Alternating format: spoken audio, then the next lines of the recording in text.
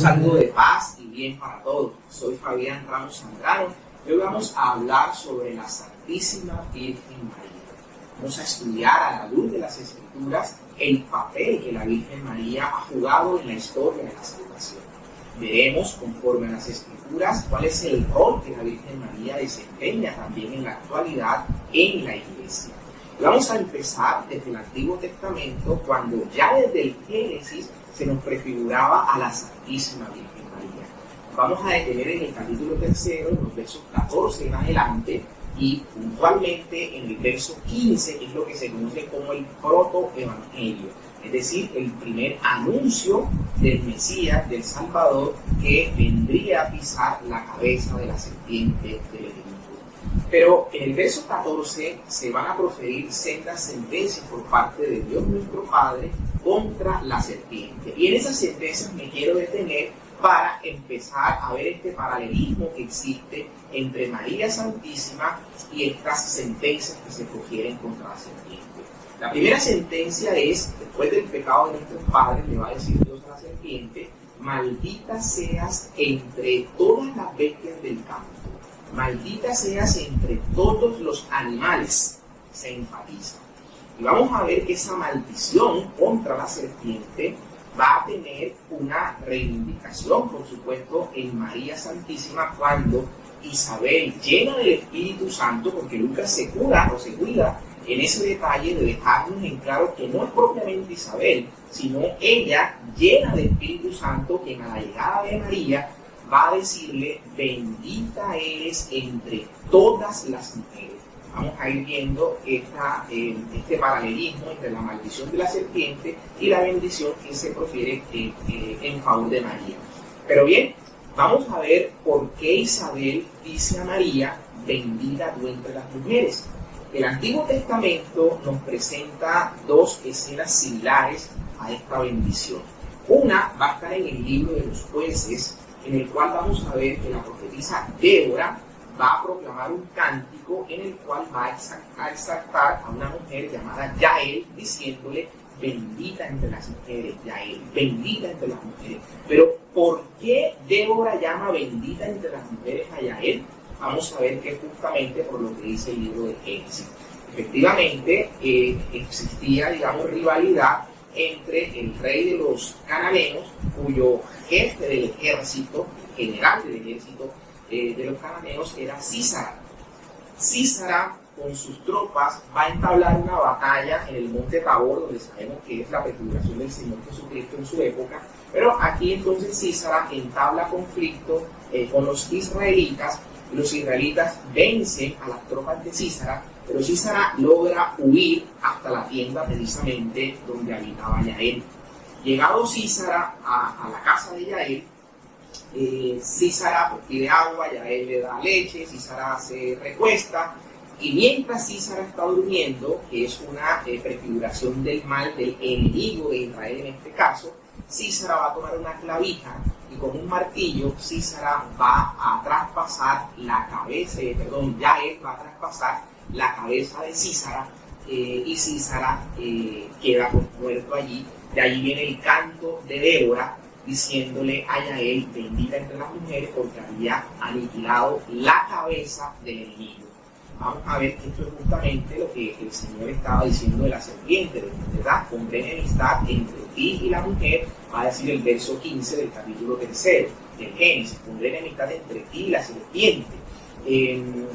Ella, serpiente, morderá tu talón, y tu linaje, el de la mujer, aplastará la cabeza.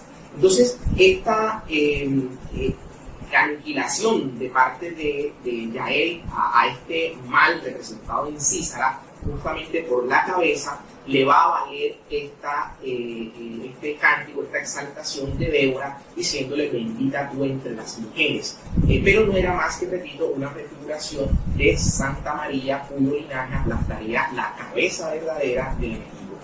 También vemos una prefiguración en el libro de Judith, que para nuestros hermanitos que no profesan la fe católica, es un libro que ellos denominan de apócrifo, porque no tienen en su canon, y más bien es un libro que el canon de los protestantes ha mutilado junto con otros 6 libros que sabemos que son los deuterocanónicos. El libro de Judith va a contar también la historia en la cual una mujer, justamente Judith, cuando el ejército o el pueblo mismo de Israel se encontraba ya prácticamente vencido por las tropas de Holofernes, que era el jefe, el comandante de las tropas asirias, ya se encontraba prácticamente derrotado, vencido. Esta mujer va hasta el campamento de Holofernes y una vez Holofernes la ve, pues, se enamora de esta mujer. Una mujer que hay que decir de ella lo siguiente, lo que dice el texto, que nadie podía decir una sola palabra maliciosa de esta mujer, porque era una mujer muy temerosa de Dios, o sea, era una mujer ejemplar. Esta mujer era viuda, llega justamente hasta el campamento de Holofernes, y Holofernes, luego de consumir mucho vino, queda dormido, y en ese momento Judith aprovecha y corta la cabeza de Holofernes. Cuando Judith lleva la cabeza de Holofernes hasta Osir, le amerita el halago que se le dice a ella también, bendita entre las mujeres, porque había cortado la cabeza de este enemigo del pueblo de Israel. Fíjense, Yael era una mujer casada, y Judith era una mujer viuda, ¿verdad? Ahora va a pasar con el tema de María, prefigurada acá, que la vamos a ver en el libro del Apocalipsis 12, con esa confrontación con el enemigo, con la serpiente. Vamos a ver que esa enemistad que el Señor puso va a quedar consumada cuando el linaje de la mujer virgen aplasta la cabeza de la serpiente. Entonces, estas dos situaciones, la de Yael por parte de Débora, que le dice bendita entre las mujeres, y la de Judith por parte de Osir, que igual le dice bendita entre las mujeres, van a tener como punto en común que ambas destruyen el mal por la cabeza. Esto es lo que va a pasar justamente entonces con el linaje de María, aplastando la cabeza de la serpiente, como se profetizaba en el versículo 15 del capítulo 3 del libro de Génesis. Entonces ahí vemos la razón por la cual Isabel va a decir de María, bendita tú entre las mujeres.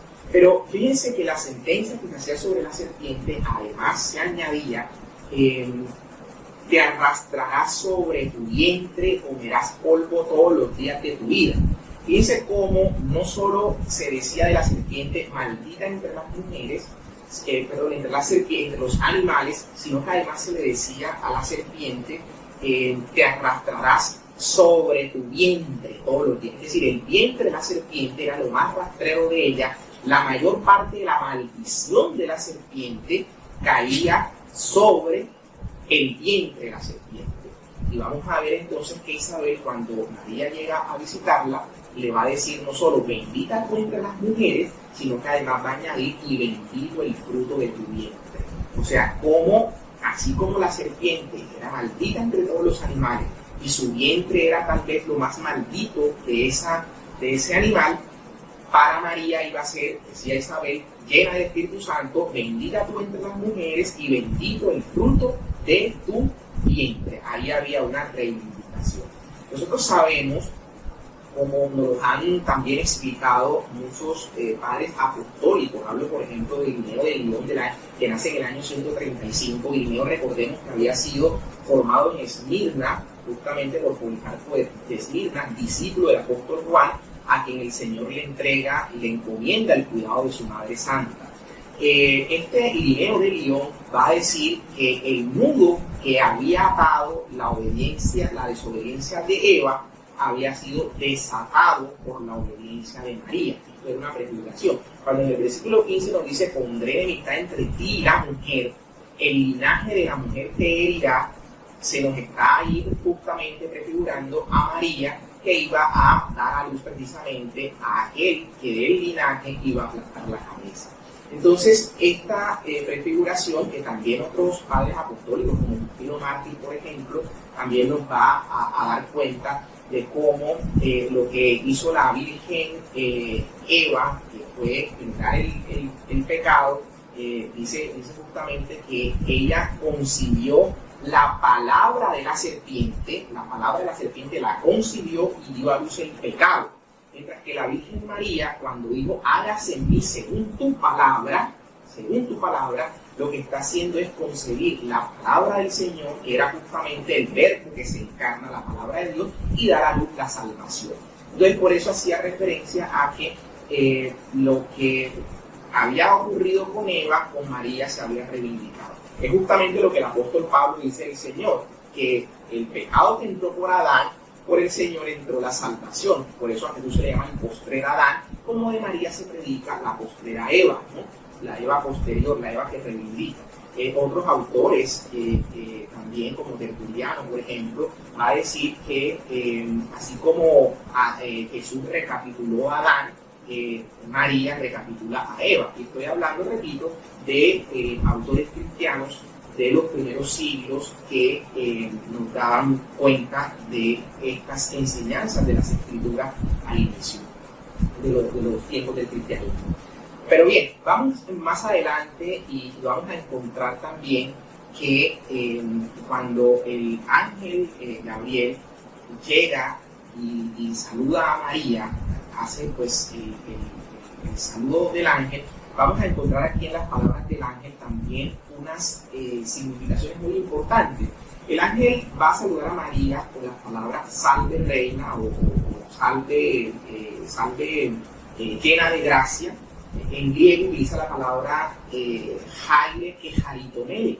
Voy primero con la expresión jaire, que significa alégrate, llénate de gozo, exulta, ¿verdad? También se puede significar a secas salve, que es un saludo real, y en eso quiero hacer el énfasis, porque el ángel llega y encontramos que María dice, ella se turba porque se preguntaba qué quería decir aquel saludo.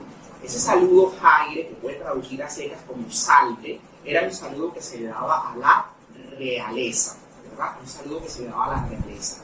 Entonces, de hecho, el ángel le dice que ella dará a luz a aquel que va a llevar el trono de su padre David y que su reino no tendrá fin. Por eso le habla que su hijo será rey.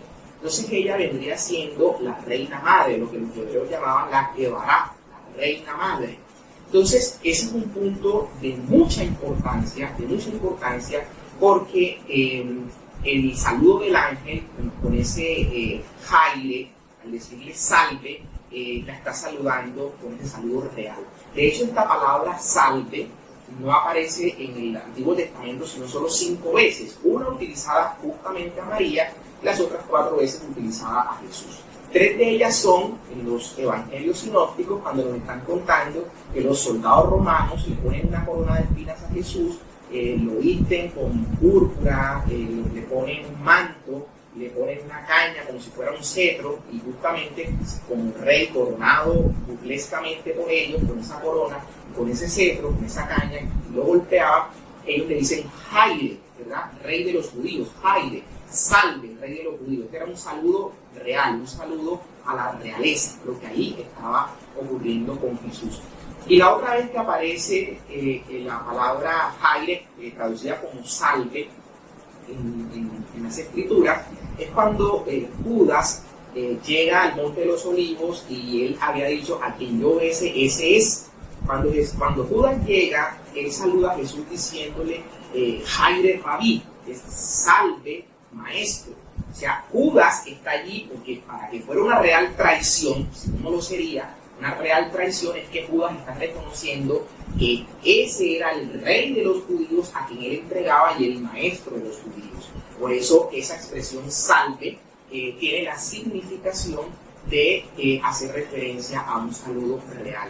Yo no quisiera decir lo que el ángel seguramente cuando dice salve a María tuvo que haber hecho, ¿no? Si era un saludo a la realeza, algo tuvo que haber hecho, pero eso solo queda en la imaginación. Vamos a decir lo que dicen las Escrituras, y es que solo los saludó como salve, como reina. Y es que fíjense cómo, y de aquí quisiera hacer una valoración muy importante a esto de la realeza de María, como la llevará, porque justamente la reina tiene un lugar, ¿no?, al lado del rey.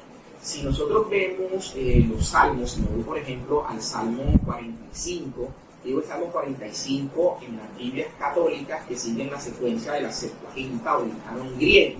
Si usted tiene una Biblia protestante que ha sido mutilada, que le han quitado los 7 libros, usted tiene el canon hebreo, entonces usted va a tener el Salmo 45 enumerado como 44, Salmo 44. Entonces sea el Salmo 45 para las Biblias católicas o el Salmo 44 para las Biblias protestantes, usted va a encontrar ahí en el verso 10 algo muy importante, y es que se va a hablar aquí de el cántico a un rey que se está haciendo, que es una prefiguración de Jesús. Se va a hablar que tendrá muchas preferidas entre las hijas de los reyes, pero una reina a su diestra, una reina a su diestra. Y uno se preguntaría, ¿cuál será esa reina que está a la diestra del rey, que es el Señor? Y justamente vamos a ver que esa reina no tiene otra explicación, sino que la reina madre, la que va. Vamos a mirar cómo nosotros podemos ver que en el Antiguo Testamento, y de eso voy a hablar casi que enseguida, María también va a ser una prefiguración del Arca de la Alianza, por eso me voy a referir ahora. Y hay un salmo que habla del arca que dice, Señor, ven a tu reposo, ven con tu arca, y en el trono del Señor, en el trono de Jesús del Cordero, como tiene en Apocalipsis, pues alguien está a la derecha. Uno se preguntaría quién será. Vamos a ver que cuando la madre de los hijos de Zebedeo, me refiero a Juan y me refiero a Santiago, esta mujer se inclina ante Jesús como pidiendo algo, y Jesús le dice que ¿qué quiere? Ella le responde que, Señor, que uno de mis hijos se siente a tu derecha y otro a tu izquierda en tu reino, ¿no? En tu reino, en tu reino, uno a la derecha y otro a la izquierda. Resulta que Jesús le va a decir, mujer, no sabes lo que pides, en fin, le dice en última que esos puestos están reservados para quien el Padre los tiene preparados. Pero veamos entonces para quién puede ser. Fíjense que ya aquí estaba diciendo el salmo que acabo de citar, el 45, que una reina se sienta a la derecha del rey es Cristo. Y justamente en el libro de los Reyes, en el capítulo 2, verso 19, vamos a ver que la madre del rey, en este caso era Salomón, Betsabé, llega a hacerle una petición a Salomón. Salomón sale y Salomón hace una inclinación hacia su madre, hacia la Gebará, hacia la reina madre. Entonces la reina le va a hacer la petición, pero Salomón manda a que se busque un trono para la reina madre y que se le coloque a su derecha. Y en efecto la reina madre se sienta a la derecha del rey. Eso, reina madre, en este caso, no es más que una prefiguración también de la Santísima Virgen María. Pero decía que no solo a María la vemos como reina, sino que María también es una prefiguración del Arca de la Alianza. Justamente vamos a ver cuando la Santísima Virgen, después del saludo que hace el ángel, cuando dice Jaire que Jaritomene, y ya vamos a explicar la palabra que es Jaritomene, pero cuando le dice Jaire que Jaritomene, es decir, alégrate, llena de gracia, la Santísima Virgen, después sobre ella, dice el ángel que la sombra del Altísimo te cubrirá, o sea, la Shekhinah, la presencia, la que estaba sobre el Arca de la Alianza, y concebirás. Luego se nos dice que María, después que esto ocurre, se va a visitar a su prima Isabel, va en peregrinación, ya habiendo concebido en su seno al Señor. Es la primera peregrinación. Con el Arca de la Alianza, la Virgen María sale con Jesús mismo, con su presencia en su vientre, hasta donde la prima Isabel. Y aquí vamos a ver que esto no es interpretación de mi parte, ¿no? Sino que es simplemente las palabras de las cuales el apóstol, en este caso Lucas, en el capítulo 1 del Evangelio, se encarga de cuidar con fino detalle para precisamente consumar esa prefiguración del Arca de la Alianza. Porque cuando María llega y le dice Isabel, se llena del Espíritu Santo, piense que lo primero es que al saludo de María, el niño, me refiero a Juan Bautista, que tenía 6 meses en el vientre de Isabel, salta de gozo, dice las Escrituras. El niño salta de gozo. E Isabel, llena del Espíritu Santo, va a exclamar lo siguiente: ¿de cuándo acá o cómo así que la madre de mi Señor, de mi Kyrios, de Dios, de Kyrios, la palabra que de Adonai, que es Dios, Adonai en hebreo, los griegos tradujeron Kyrios para hacer referencia a Dios? Entonces esta misma palabra es la que utiliza aquí la prima de la Santísima Virgen, Isabel. Llena del Espíritu Santo, va a decir, ¿cómo así que la madre de mi Dios, de mi Señor, venga a mi casa? Justamente las palabras que utilizó el rey David cuando el Arca de la Alianza estaba siendo trasladada. David va a decir: ¿cómo voy yo a llevar, cómo va a venir a mi casa el Arca de la Alianza, la presencia del Señor? ¿Cómo voy a llevar el Arca a mi casa? ¿Verdad? Y justamente el arca no llega a la casa de David en ese caso. El arca se va hacia las tierras de Gad y el arca se queda ahí en las tierras de Gad durante 3 meses. Justamente lo que dice Lucas, que queda María en la casa de su prima Isabel, los 3 meses que permanece la Santísima Virgen. Pero lo curioso es lo que sigue, lo siguiente, digamos lo enfático. Cuando David se da cuenta que el Arca de la Alianza había bendecido a todos allá en la casa donde se quedó en la tierra de Gad, había bendecido a todos los de aquella casa, dice: el Arca regresó a su casa, regresó a la casa de David. Son justamente las palabras con las que Lucas termina esta parte, cuando María, después de los 3 meses, dice, se quedó allí durante 3 meses y luego regresó a su casa. Exactamente el paralelismo con el Arca de la Alianza para hacer esta significación. Ahora, cualquiera dirá: no, estos son citas que se están acomodando. No, porque la misma interpretación nos la va a dar el apóstol Juan en el libro del Apocalipsis. Vamos al libro del Apocalipsis, en el capítulo 11, y vamos al último versículo de ese capítulo. Digo al último versículo porque enseguida de ese versículo va a venir Juan en el Apocalipsis a hacer toda una descripción en el capítulo 12 de María después de hacer cita del Arca de la Alianza. Va a decir Juan en su visión, en el último capítulo del versículo 11, que él vio abierto el santuario de Dios en el cielo y vio el Arca de la Alianza. Y una vez dice que él vio el Arca de la Alianza, dice: y vi una gran señal, esa es la prefiguración del Arca de la Alianza, y una gran señal, una mujer, ¿verdad? Una mujer vestida del sol, con la corona de 12 estrellas en su cabeza, signo de la iglesia, que estaba para dar a luz, y da a luz al hijo varón que ha de gobernar a las naciones con cetro de hierro. O sea, está hablando del Mesías, de Jesús. ¿Quién lo da a luz? Su madre santa, María Santísima. Algunos que no quieren reconocer esto dicen: no, es que esa es una interpretación y eso no es María, es la sinagoga de los israelitas, o se trata de la iglesia simplemente vista como todos los hombres. No, quien da a luz al hijo varón que ha de gobernar las naciones con cetro de hierro es María Santísima. Y vemos cómo también se nos habla que esta mujer entra en enemistad con la serpiente y la serpiente la empieza a perseguir, pero que a la mujer se le conceden las alas del águila grande y es llevada a su lugar. ¿A cuál lugar? Dice: al desierto. Recordemos cuando en épocas del emperador Herodes, en sueños se le aparece el Señor a José, se le dice: toma al niño, y no le dice toma a tu hijo, sino toma al niño, y no le dice toma a tu esposa, sino le dice toma a la madre del niño, al niño y a la madre, y huyan a Egipto hasta cuando se les diga. Y se estima que estuvieron allá cerca de 3 años y medio, justamente, que es el tiempo que habla el libro del Apocalipsis, hasta que muere justamente Herodes.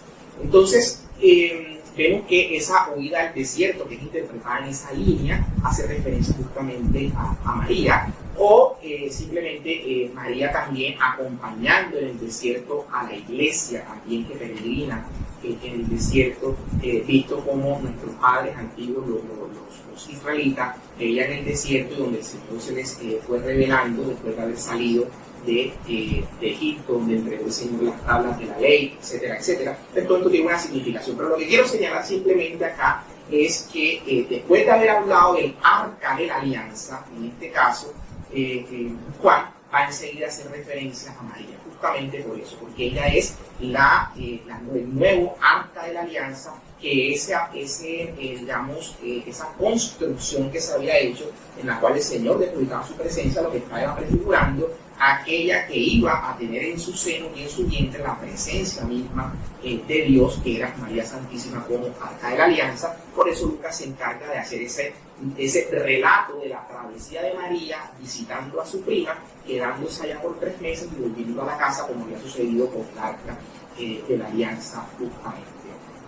Bien, quería señalar, ya lo que estaba diciendo hace un rato, que cuando el ángel llega y saluda a María con la palabra Jaire, Jaire no solamente representa lo que puede ser el saludo que hace un rato decía el salve, como un saludo a la realeza, en este caso de María, sino que también el Jaire puede traducir exulte, gózate. Hay unas Biblias que dicen alégrate, y vemos que justamente fue la palabra que los hebreos utilizaban y que luego los griegos la llevaron con el exulta, ¿no? Con el alégrate. Esto lo vemos, por ejemplo, en los libros del profeta Sofonías, lo vemos en el libro del profeta Zacarías. En ambos se habla de este alégrate, pero este alégrate es dirigido puntualmente este alégrate es dirigido a Sión, ¿no? A Sión. Recordemos que Sión había sido una fortaleza de los jebuseos, que en tiempos del rey David, Israel la conquista, y sabemos que pasa luego a llamarse Jerusalén, la ciudad como tal.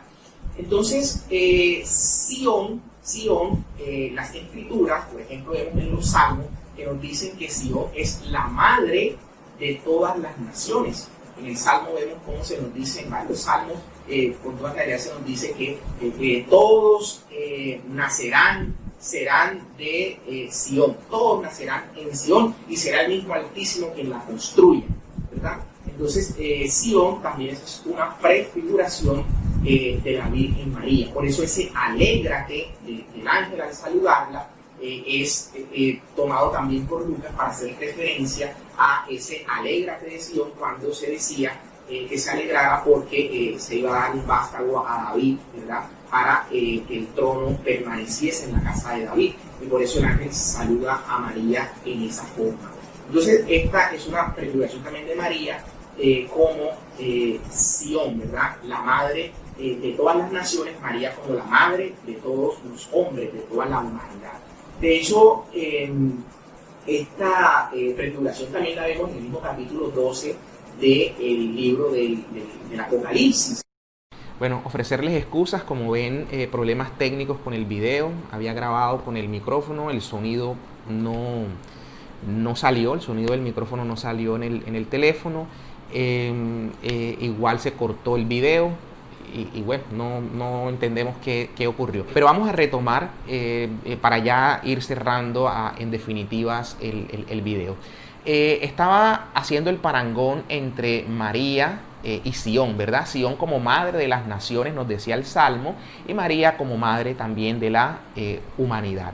Y que el Apocalipsis 12, el Apocalipsis 12 justamente nos va a hablar de los hijos de María como madre de toda la humanidad. Y justamente nos lo dice cuando el enemigo, el dragón, la serpiente, que empieza a perseguir a la mujer, a la Santísima Virgen, se nos cuenta que el enemigo finalmente no pudo hacerle daño a la mujer, y despechado contra la mujer, dice el texto, despechado contra la mujer, se fue a hacerle la guerra al resto de los hijos de la mujer. ¿Cuál es el resto de los hijos de la mujer? Nos los explica el mismo texto bíblico cuando nos dice que aquellos que hacen la voluntad de Dios y que siguen el testimonio de Jesús. Entonces, esos hijos de la mujer, esos hijos de María, no son otros sino el resto de la humanidad, el resto de los cristianos que profesan el nombre del Señor Jesús. Entonces María tuvo más hijos, como dicen algunos. La respuesta sería sí, muchos más hijos, porque toda la iglesia es hija de María, ¿verdad? La Santísima Virgen es madre de toda la iglesia. Pero algunos dicen que María tuvo hijos físicos porque la Biblia habla de hermanos del Señor. Entonces desconocen que la palabra adelphos en griego, que si bien significa hermanos, no hace referencia a hermanos de sangre, hermanos que salen del mismo vientre, de ninguna manera, sino que parientes cercanos, incluso los que viven bajo el mismo techo, se agrupan dentro del concepto de hermanos. Pero ¿cómo? Si la Biblia dice que los hermanos de Jesús, y mientras los nombres, nunca dice hijos de María, ¿no? Nunca dice hijos de María, pero sí hermanos del Señor, y mientras los nombres nos dice que Judas, que Santiago, que José, que Simón son hijos, son hermanos de Jesús. Ahora vamos a ver si eso es cierto. Las mismas escrituras nos dicen quiénes son los padres de esos tales hermanos de Jesús. Por ejemplo, si vamos al Evangelio de Mateo y al Evangelio de Juan, nos van a narrar ambos la misma escena. Cuando al pie de la cruz está María Magdalena, está María, la madre de Santiago y la madre de José. Y también se encontraba allí María, la madre de los hijos de Zebedeo, o sea, de Juan y de Santiago, del otro Santiago, de Santiago el mayor. Entonces ahí está una María que es madre de Santiago y que es madre de José, de estos que eran supuestamente hermanos de Jesús.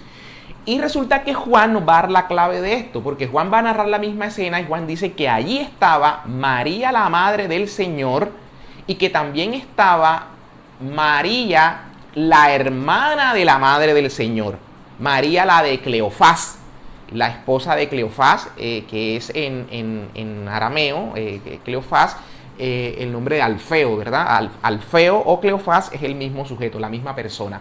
Entonces, esta María, hermana de María, la madre del Señor, vaya a saber uno si es hija de la misma mamá, ¿no? Lo que sí dice hermana, puede ser pariente de María, cercana o hermana de sangre de María, pero esta era la madre de Santiago y de José. Por eso a este Santiago le llamaron el hermano del Señor. A este Santiago, el hermano del Señor, que estaba dentro del grupo de los discípulos, de los apóstoles.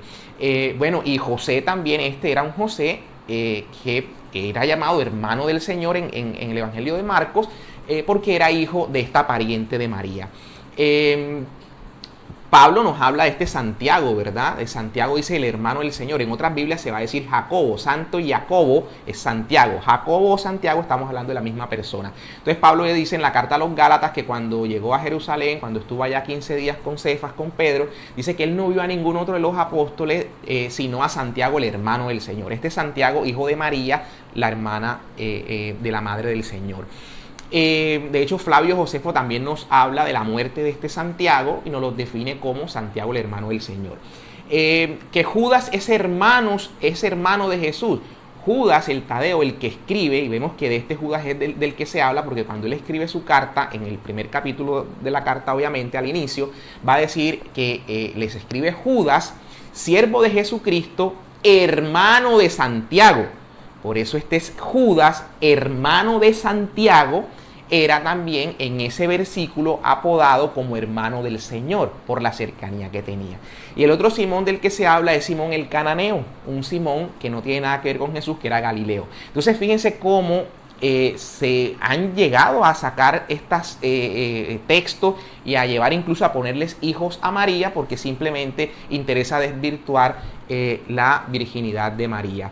De hecho, nosotros vemos cómo María debía ser virgen, pues no solo por el anuncio que hace Isaías, ¿verdad? La señal que una virgen concebirá y dará a luz a un hijo que llevará por nombre Emmanuel. No solo por eso, sino que también vemos cómo lo que el Señor reserva para sí, lo que toma para sí, es puro, ¿no? No lo ha tocado nadie. Por eso vemos nosotros que los primogénitos debían ser consagrados al Señor. Y dice, el primogénito me pertenece, era de su pertenencia.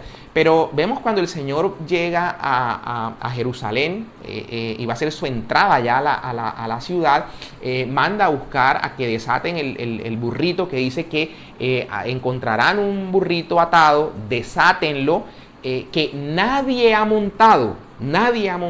Era en este caso el Señor estaba reivindicando un derecho real, era el derecho que tenía el rey a, saquear, si se quiere utilizar ese término, pero el derecho a intervenir los medios de transporte era un derecho del rey. Y aquí el Señor entonces, reivindicándose como rey, pide que desaten a este burrico que nadie había montado, ¿no? Entonces, en el caso de María, también su virginidad, y su virginidad que se conservó, fue una virginidad perpetua que se conservó. Algunos van a decir, no se conservó porque hay un texto bíblico donde dice que José no la conoció sino hasta, utilizan porque dice la palabra, hasta cuando dio a luz a su primogénito. Lo que se quiere señalar es justamente que José no la conoció, y que el hasta quiere decir que después que dio a luz el primogénito, entonces sí la conoció. No, el hasta en las escrituras no significa eso. Vemos, por ejemplo, que Mical, cuando se burlaba del rey David por estar danzando frente al arca de la alianza, que ahorita hacía el parangón de María y el arca de la alianza, que David bailaba de gozo ante el arca. Por eso cuando María llega y saluda a su prima Isabel, el niño salta de gozo en el vientre, a ejemplo de lo de David que decía hace un rato. Entonces Mical criticó a David por ese baile gozoso ante el arca, y sobre Mical vino una sentencia, que no pudo tener más hijos. Y de hecho dice el escritor del texto sagrado, dice, y Mical no tuvo más hijos hasta el día de su muerte. O sea, quiere decir que como dice hasta el día de su muerte, entonces después de muerta sí tuvo hijos. No, hasta no significa eso, simplemente se enfatiza que jamás tuvo hijos Mical, no obstante que se utiliza la palabra hasta, tal cual como en este caso José no conoció a María. Y ello era así porque José era consciente que pertenecía a María, al Espíritu Santo, era propiedad, digámosle, María del Espíritu Santo, y José de ello era consciente, y por eso vemos que el ángel, cuando le dice que vayan a Egipto, le dice, no toma a tu mujer y al hijo, ¿no? Sino que le dice, toma al niño y a su madre, y los llevas a Egipto. Entonces incluso vemos que ellos subían a Jerusalén, papá, mamá, y el niño subían como de costumbre, dice el texto, y a los 12 años vemos que el Señor Jesús, que se queda allá, que es la pérdida y el hallazgo del Señor, pero ellos subían todo el tiempo, y vemos que no se habla en ningún momento realmente de hijos de María. En ningún momento eso existe en el texto sagrado. Bueno, y para ir finalizando, voy al punto del rol actual de María y su papel intercesor. Y me voy a ubicar, puntualmente en el pasaje de las bodas de Caná. Pero antes del pasaje de las bodas de Caná, voy a hacer una mención simple para cerrar el tema de los hijos de María. Cuando el Señor está en la cruz, a puertas de su muerte, ve a Juan, ¿cierto? A Juan el discípulo amado, y a su madre, y le dice mujer. Atención cuando Jesús utiliza la palabra mujer. Cuando él utiliza la palabra mujer es reivindicando el título del Génesis del que hablamos hace un rato, pondré enemistad entre ti y la mujer de Apocalipsis 12. El Señor Jesús reivindica ese título con el que trata a María, mujer. Entonces le dice, mujer, he ahí a tu hijo, hijo, he ahí a tu madre. Ahí en Juan estamos prefigurados todos nosotros como hijos de María. Por eso dice, desde ahí se la llevó a vivir como si fuera su madre, la asumió como propia, como madre propia. Si Jesús tuviera hermanos, si tuviera más hijos, María, pues sencillamente se quedaba con los hermanos, ¿no? Pero no, la dejó en este discípulo que nos representaba a todos. Todos somos hijos de María, como hace un rato decíamos, dice Apocalipsis 12. Entonces quiero ahora irme, repito, a la escena ya para ir concluyendo de las bodas de Caná, que narra el apóstol Juan. Aquí vamos a ver que María, habiendo sido invitada a esta boda con Jesús y sus discípulos, se percata que a la pareja de casados se les ha acabado el vino. Se acerca a Jesús y se lo cuenta, se lo dice, ¿no? Que se les acaba el vino. Y Jesús le responde, también nuestros hermanitos protestantes cuando ven la respuesta de Jesús, fuera de contexto, dicen, mira, Jesús le dijo, mujer, ¿y yo qué tengo que ver contigo? Como yo no tengo nada que ver contigo. Hacen incluso pecar a Jesús contra el cuarto mandamiento, honrar a su padre y a su madre, por el solo hecho de legitimar la realeza y la grandeza de María. Jesús lo que responde es con un semitismo utilizado mucho en el Antiguo Testamento, donde dice que textualmente tendría que decir: mujer, ¿y a ti y a mí qué? Tú y yo, ¿qué tenemos que ver con eso? Era un semitismo utilizado cuando no se quería intervenir en algo. Por eso habla de mujer, ¿yo qué tengo que ver con eso? ¿Qué tenemos que ver nosotros con eso? Eso no nos interesa a nosotros. Esa es prácticamente la expresión que el Señor Jesús hace en ese momento. Y se explica por lo que a renglón seguido va a decir el Señor. Jesús va a decir: no ha llegado mi hora. O sea, yo ahora no puedo actuar, yo no puedo hacer milagros, yo ahora no todavía puedo actuar porque mi hora de empezar el ministerio no ha empezado. Esa escena me conmueve mucho porque yo pienso en lo que María tuvo que haber hecho, cómo habrá tenido que mirar a Jesús. Esto ya es mi imaginación. Algunos dirán: sí, es mi imaginación, no está en el texto. Pero habrá que pensar en lo que María hizo en ese momento, ¿verdad? Yo me la imagino que María, con esa ternura y esa dulzura de madre, lo habrá mirado y le habrá dicho: puedes decir lo que quieras, hijo, pero hay que actuar y a esta gente hay que ayudarla. Chao, resuelve. Eso tuvo que haber sido seguramente la actitud de María. Miren lo de Jesús, ¿verdad? No ha llegado mi hora. Y María lo que dice, confiada, le dice: hagan lo que Él les dice. O sea, Él lo va a hacer. Yo soy su mamá, ¿no? Él lo va a hacer. Y efectivamente, no obstante a que no era la hora de Jesús, a que no tenía por qué hacer milagros, ya lo había dicho Él, por la intercesión de su madre, Jesús cambió los planes y terminó haciendo el milagro. Entonces vemos aquí cómo ese primer milagro de Jesús fue instado por su mamá. Y Juan lo hace con una intención. Por eso también Juan vuelve a poner a María ahí al pie de la cruz cuando se nos entrega como madre, como para ver cómo María está pendiente de las necesidades de la humanidad, de las necesidades, en este caso, de esta pareja que les ha faltado una cosa simple como el vino en una fiesta. Pero María de pronto pensaba en la vergüenza de estos familiares, de estos esposos, y María quiso que su hijo interviniese, y su hijo de hecho intervino. Y eso es lo que María nos dice siempre de Jesús: hagan lo que Él les dice, lo que Él diga. Entonces vemos ahí, y yo con esto quiero cerrar para hablar justamente de esa tarea, de ese papel intercesor de María. Porque algunos, sacando también de contexto la primera carta de Pablo a Timoteo, se van al versículo 5, se olvidan de los 4 versículos anteriores, se olvidan del versículo 6 incluso, que es el que debe interpretarse estrictamente unido al quinto, se olvidan de todos esos versículos y cogen el quinto, lo sacan de allí y dicen: mira, hay un solo intercesor entre Dios y los hombres. Uno solo, nadie más. Bueno, ¿y quién discute que no? ¿Quién discute? Hay un solo intercesor entre Dios y los hombres. ¿Quién? Cristo. Pero el verso 6 explica por qué es Cristo ese único intercesor. Mediador. Hay un solo mediador. ¿Por qué ese solo mediador es Cristo? Porque fue el que entregó su vida para reconciliarnos con el Padre. Eso lo hizo Cristo y nadie más. María no ha muerto por nosotros, Pedro no ha muerto por nosotros, Pablo con toda su evangelización no ha muerto por nosotros, para reconciliarnos con el Padre. Por supuesto que murieron y entregaron su vida, y eso es de admirar. Hablo de los apóstoles Pedro, Pablo, Esteban y toda la cantidad de mártires que sabemos que entregaron su vida por Cristo y para beneficio nuestro. Por supuesto que sí. Pero el único mediador, el único que entregó su vida para reconciliarnos con el Padre fue Cristo el Señor. Nadie más. Nadie más. En eso estamos claros. Y sin embargo, Cristo Jesús, el único mediador, ha puesto embajadores de su reconciliación. Por eso San Pablo va a decir: somos embajadores de Cristo. Hemos sido honrados con el ministerio de la reconciliación.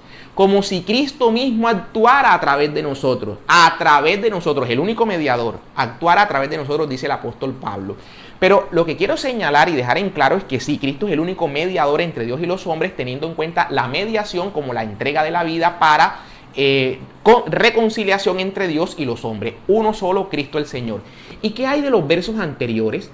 ¿Qué hay del verso primero cuando dice: ante todo les recomiendo que hagan súplicas por todos los hombres? O sea, oren todos unos por otros, también por las autoridades, dice San Pablo. Pero nos pide que oremos por todos los hombres, por todo. ¿Por qué? Y dice el verso 4, porque esto es grato, porque esto le agrada a Dios. Y por eso vemos que cualquiera llega donde un amigo y le dice: ora por mí, por favor. Ora por mi mamá que está enferma, por favor. Los hermanitos que no profesan la fe católica seguramente van a su pastor y le dicen: pastor, ore por mí, por favor. El pastor no le va a responder: a ver, es que el único mediador entre Dios y los hombres es Cristo. Vaya y dígale a Cristo, vaya usted y ore por Cristo, no me pida a mí que ore. No, esto es grato, esto es bueno, dice San Pablo en el verso 3, que omiten, ¿no? Esto es bueno y esto es grato. Entonces, omiten este versículo porque aquí se habla justamente del poder de la intercesión unos con otros. Decía un predicador, un pastor protestante que se convirtió al cristianismo, Peter Kreeft, hacía referencia a otro pastor protestante. Decía, una vez le escuché a un teólogo protestante, que decía, si entre nosotros, unos con otros, pedimos oración, ¿con cuánta más razón no pedir oración a los que ya gozan de la presencia de Dios? ¿Verdad? O sea, a los que han muerto y gozan de la presencia y de la visión beatífica de Dios. ¿Con cuánta más razón? Estoy citando, repito, a un ex pastor protestante, Peter Kreeft, que se convirtió al catolicismo, y él lo que está es citando a un teólogo protestante, ¿okay? A un teólogo protestante que presentó este argumento absolutamente válido y que también nosotros solemos presentar. Como que entre nosotros nos pedimos oración y nos ayudamos unos con otros, intercedemos unos por otros, con cuánta más razón no pedirle a los que ya gozan de la presencia de Dios. Y estos que gozan de la presencia de Dios nos los cuenta y nos los revela el Apocalipsis. Desde el capítulo 5, verso 7, vemos, por ejemplo, esos que están en la presencia de Dios y tienen en sus manos las copas, tienen perfumes y las copas llenas de las oraciones de los santos. Esas copas que llevan ante Dios. Y capítulo 8 del Apocalipsis igual, cuando se nos habla de toda esta multitud que está en presencia de Dios y todos están en sus manos con los perfumes y con estas copas en sus manos, que son, repito, las que tienen en sí las oraciones que llevan y que elevan ante Dios. Pues bien, con cuánta más razón María Santísima, que como hemos dicho, es muy seguro que como la Guevara, la Reina Madre, ocupa un lugar privilegiado en el reino de los cielos, con cuánta más razón a ella no se le elevarán súplicas para que sean llevadas a su Hijo, nuestro Señor, con mucha más razón. Y así como intercedió María en las bodas de Caná, cómo no sigue intercediendo en las necesidades nuestras de cada día, en nuestros problemas, en nuestras enfermedades. Con toda seguridad que sí, con toda seguridad que sí. Entonces, vemos esto. Vamos a cerrar. Había dicho que iba a hablar sobre la expresión quejaritomene.